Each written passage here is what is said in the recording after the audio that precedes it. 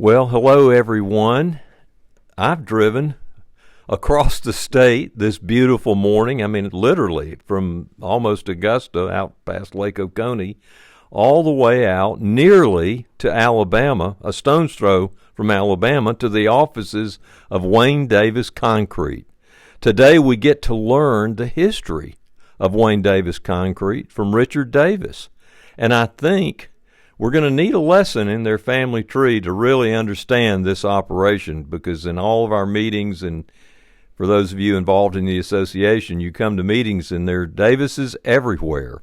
So we're delighted to have the chance to learn about the family and about the business, and of course about Richard himself. Richard, if memory serves me, I think I first met you and Chris, it was 20 years ago, maybe even a little longer than that, at the Longhorns in Canton, Georgia. Randall Porter and I think David Porter, but we just met up and just to meet. I was new to the ready-mix industry at Fulton Concrete, and meeting my competitors. So it was a great visit. Time flies. It seems like it was truly just the other day. But hasn't the world of concrete changed a lot in these 20 years? It's amazing how it's changed. Well, listen, let's dive in and start. I'd like, again, to hear, first of all, about you, where you grew up, your personal story. Yes, sir. Thank you for the opportunity to share with our other producers and the general public about our industry and our company. I was born and raised here in Tallapoosa, Georgia. But when I was born, there was a little bitty hospital uptown, and so I was born there. And I grew up here, attended high school. My family's here. Wayne and Joyce Davis were my aunt and uncle. So Wayne had 4 other brothers, and my father was Jim Davis. The 2 other brothers had businesses here in Tallapoosa as well. The youngest of the brothers passed away in an accident when I was 16, but I knew him very well. And then my father's still alive today, and my mother as well. So I was one of 3 children. I grew up here. I went to the University of West Georgia, got an accounting degree, and got married right out of high school. We moved to Fayetteville, North Carolina, and I spent 2.5 years up there in public accounting, and about a half a year of that time in private accounting. That didn't work out at that point, so I went to Augusta, Georgia, and spent 2.5 years there with the same accounting firm, both in public and private. Then had an opportunity in 1987 to make a change. I was working for a company that had filed bankruptcy, and I was liquidating the company for the creditors. And I got a call and said, "Hey, you need to come home and help your uncle out. They need somebody to do payroll." My background is in public accounting. I had a CPA license at that time. So I came back, drove home on Thursday night, I think it was, and my sister and a lady who I was dating here in Tallapoosa at that time helped me put the payroll together. At that time, they paid on Friday morning through Thursday night, which was quite a challenge for me at that time because I was used to having payroll done for the previous week, this week. So it was quite a challenge. But in 87, Wayne was diagnosed with a brain tumor. And so I came back, and I spent about 2.5 months commuting back from Augusta to Tallapoosa every weekend or every Thursday night to do payroll and help with other issues with the company. So did that for a couple of months, and then in November of 87, after Wayne had somewhat recovered from his initial surgery and some of his treatments, we worked out an agreement that I would just come to work for the company. I'd finished my duties in Augusta, so I moved here to Tallapoosa in November of 87, so I've been with the company full-time ever since then. I remarried a couple of years later, and so we have 4 sons in total. Two of my sons are in the business today, learning the roles, and do completely different personalities, but 2 of them are still here. One of my sons still lives in Augusta, and then the other one lives in this area over in Ranburne, Alabama. So it's been a exciting change in career paths and a learning experience for me, because I knew very little bit about his business up until 1987 when I came here. So I spent the first year or so doing whatever was necessary. The only thing I probably didn't do was drive a ready-mix truck. I just wasn't physically able to do that, but I ran a loader, ran a plant, sold concrete, did the back office stuff. And because we were very small at that time, we had 3 plants. So it's been a growth and learning experience since that time. Well, I'm learning quite a bit here in just a few short minutes. This has been very educational. Let's just move on. Specifically, I think it would be nice to hear kind of the history, that when it began and then the growth. You know what I mean? But give us the beginning of the company and just kind of bring us up to present. Okay. Wayne and Joyce started in 1962. They got married, and a couple years later they started they both were working at local companies, and he decided he wanted to start his own business. So everybody told him it'd be a good time to get into the grading business. So he quit his job at the rubber plant and bought some equipment, and they started in, I think it was in 66 or so, they got into the grading business, and from there they just progressed. A few years later, somebody said, well, you need to be in the asphalt business. So he bought an asphalt spreader, and he would pave driveways for residential builders or parking lots at small stores or whatever it brought. Still doing the grading business at the same time, because he had a great passion for working outdoors and moving the dirt. So, and then I think it was in 1970, somebody said, well, you know, there's no concrete plants in Haralson County, so we need some concrete. And so they did some research, and in 71 they got into the ready-mix business. At that time they had 2 children, and they bought a home here in Tallapoosa, so they put the ready-mix plant directly behind their house. Wow. So it wasn't far to work every day, and he could see what was going on. And from there, he just began to grow the business. They put a plant in Bowden, Georgia, to do a little small job down there, and then CBS Records came to Carrollton, and I can't remember the exact year, but it was in the early 70s, and I think 75, 76, somewhere in that range, and they moved the plant from Bowden to Carrollton to do CBS Records.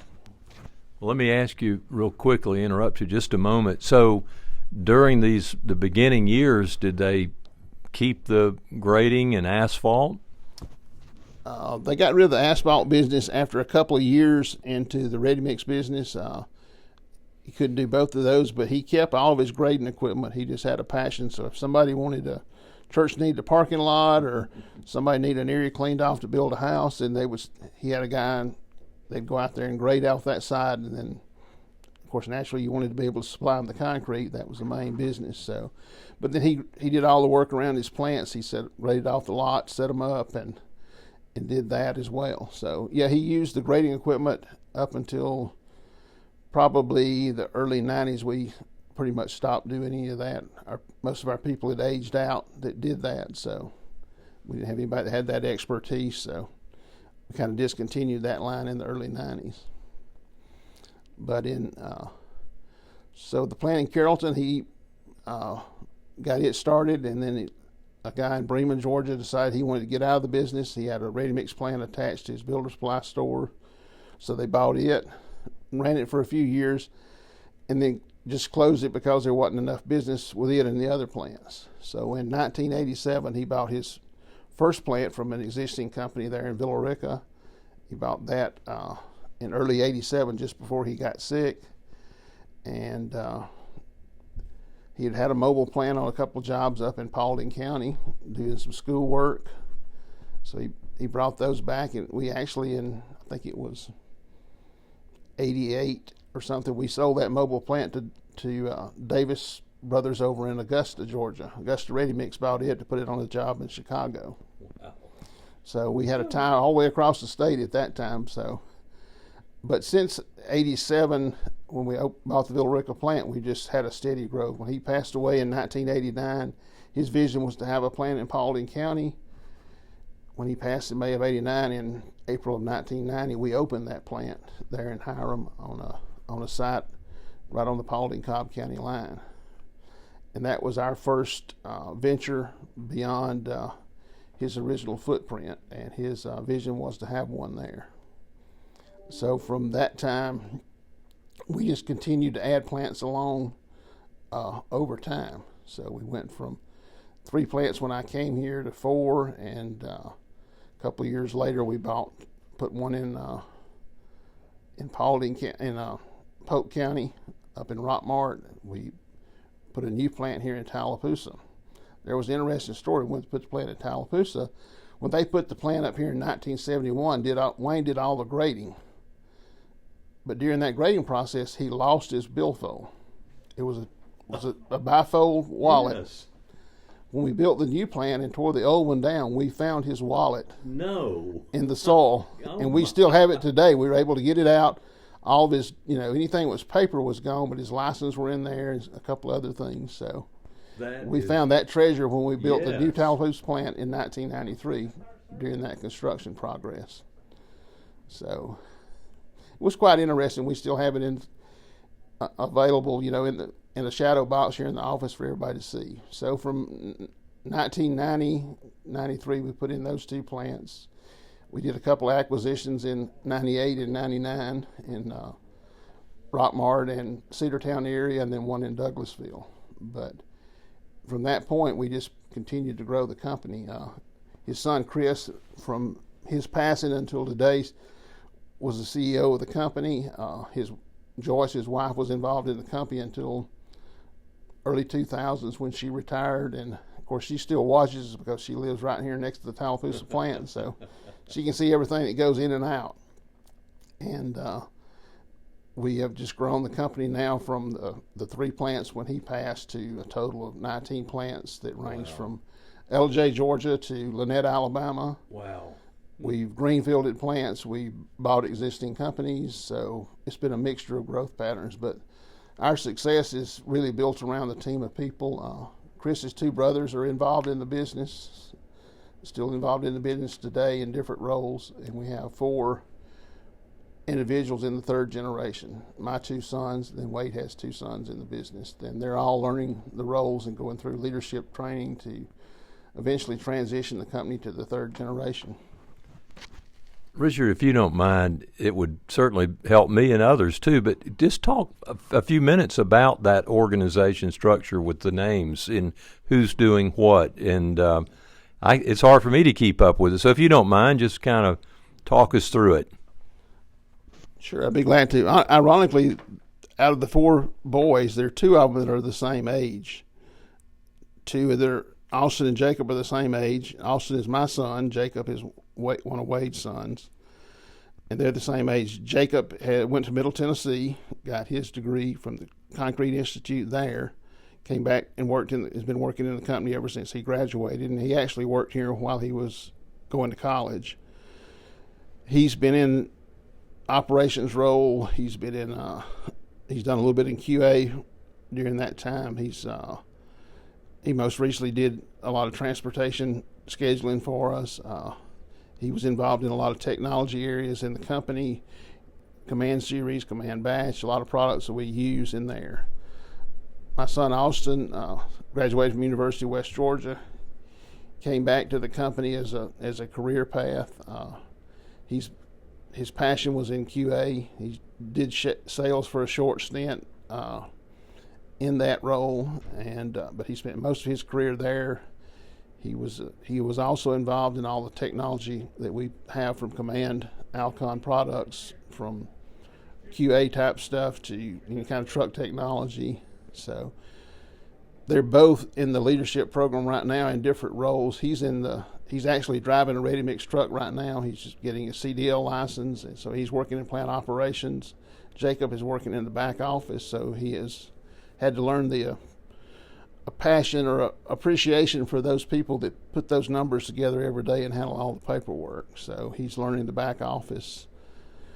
Wade's other son, Connor, He came out of high school and went to work in the shop. Drove a loader at plants. He's worked in the shop. His passion up until recently had been vehicle maintenance. So he worked with the fleet guys. He ran a shop in Franklin for a while for us, and right now his role is in sales. So he's learning what a salesman would do in the ready mix industry. So if eventually as these guys move into a leadership role in the company, and some of us other guys age out, then they will have a complete understanding of the company in a 360-degree view. So my other son, Ethan, the youngest one, him and Connor are the same age. He works in he's worked in the back office some. He's currently out over in the shop handling, doing some vehicle maintenance stuff. He handles all of our fuel inventories and does a lot of parts inventory management with them. But he'll eventually move into a leadership role that'll take him out of there. But not only did we pick 4 family members, we picked 10 candidates in the company in all. So I have a guy that was in our accounting office. He's in vehicle maintenance now. So we've got 6 other candidates. We'll move through the seats to see if their interest in the company. If they want to be a leadership later, they'll have a complete understanding. So our goal is to build some bench strength, so everybody knows what everybody else does, and you've sat in that seat before, so you have an appreciation for the struggle that individual may have in making Wayne Davis Concrete or any ready mix company successful. Well, I got to tell you, everything you've discussed. It's such an impressive story. Just the courage that Wayne had, the tenacity to start those businesses and to grow those businesses, and then to hear you've grown to what I think you said 19 ready mix plants. 19 ready mix plants, and I've just noticed it since I've been back in the industry nearly 2 years now. I just noticed just how proactive I see that you folks have been, very proactive in planning and preparing for the future. So I congratulate you on that, and thanks for giving us that understanding. Let's, if you could, I think our listeners would enjoy hearing what you see are the big challenges, the great challenges facing concrete producers in Georgia today. I'd really be curious. You and I, and by the way, it's you've been involved in the association for a number of years, and so you and I have had some time together, and we've actually had some of these conversations about the challenges. But I'd love for you to speak to some of those for us, if you could. Certainly. We got back into the association while you were still working at Tucko. I guess it was, it was probably still. Or Fulton. It was still Fulton at that time. It was prior to the merger, and it's been an interesting time. When we got in, the reason was to help the industry grow and progress and help people understand what we did and make sure that we got the benefit that all the other industries did with a joint effort. So it's been a great journey so far, and several of those individuals I mentioned have served in different committees with the Ready Mix Association. So I think our goal for being part of it is to make our industry a better place to work, a better place and a better community member, and that's been our company's focus for the last couple of years. Is how can we grow our team and everybody be beneficial. But I think some of the challenges we face as an industry, of course, is always workforce development. How do we find people to fill those roles and contribute to the company and want to do it as a career, to stay with us for an extended period of time? So we have focused a lot of energy in the last 2.5 years in how we recruit and hire and educate and train employees, and then how can we retain them. And I think that's one of our bigger focuses, and I think it's just not us. I think it's the entire industry has to focus on that, because CDL drivers are the key to our success as a delivery company. I think the other thing that everybody's dealing with is the technology challenges. it's a constant evolving process, and it's literally, you can put something in 6 months, it'll be obsolete, and you've got to figure out how to do it. And I'm not talking about how we make concrete, but how we deliver it and how we manage our people and manage all the information that we have to give to other outside resources, whether it be the number of miles the trucks travel in the various states, or whether how much fuel we consume, or what the slump of the concrete is, or what the temperature is, or how much air it had, or Bix design submittals. All that is now technology driven. So we have a great team of people that work on a lot of different products, and we're always looking to be on the leading edge of that. So that's a big challenge. I think the new challenges we're going to see in the next few years is the issues with carbon footprints. How are we impacting the environment and sustainability and those things. So I think the next generation will see the ready mix industry evolve from just a sand and gravel and cement to all other kind of chemicals and additives that more than we currently have. I mean, we've got a large number of them already, but I think it'll just continue to grow and evolve. And so that's why the education and the engagement in the association is critical. And I think our probably our fourth biggest challenge will be tort reform in the state of Georgia. Because we have the big trucks, we're those people that you see on the billboards going down the road. And we have to train our employees, and we have to give them the right equipment and maintain it. But then we have to defend ourselves, even though when we're doing things right, the big truck lawyers paint the picture in a different way. So we have to figure out how to manage that tort cost and treat everybody fairly. I think those are some of the bigger challenges we face today. Thank you. And we of course we have committees in the association that we're trying to support and address all of those key issues that you mentioned. Richard, you are our immediate past chairman of the board of the GRMCA. So you spent really the last 6 years engaged in association work. So first, let me say thank you for the time and energy that you've given to serving our members and the concrete industry. There were lots of trips between Tallapoosa and Atlanta, weren't there? And having driven out here today, it's a pretty good little haul.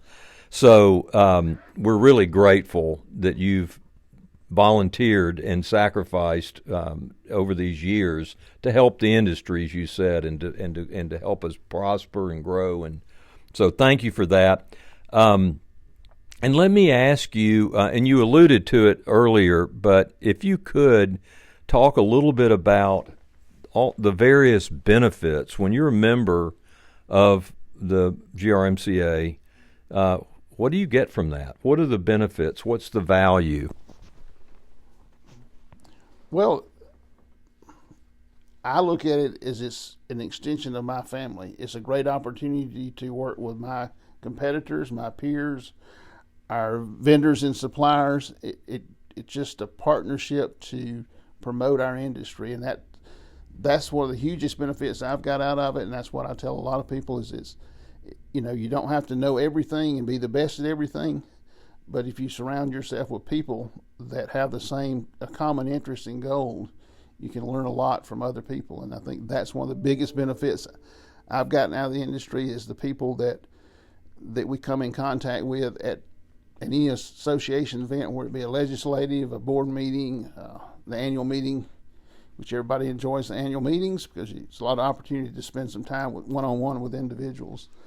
But it's been a great partnership with the families.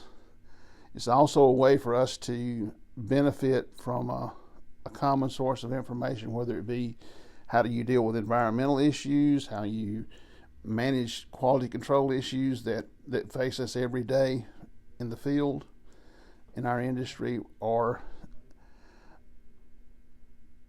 I think the legislative issues we deal with a lot. So, I mean, those environmental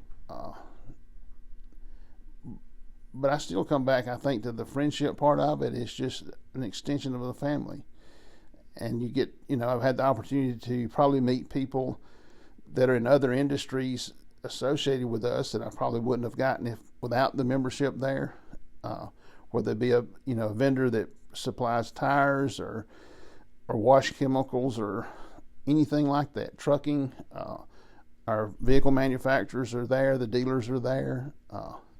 It's just a great way to network with those people, and that's the benefits I see for the association. Well, you really explained it well. I'm really grateful that that you were able to share that for everyone, because we have maybe new members listening in, or people that are prospective members that need to understand, because you pay money to be part of this group.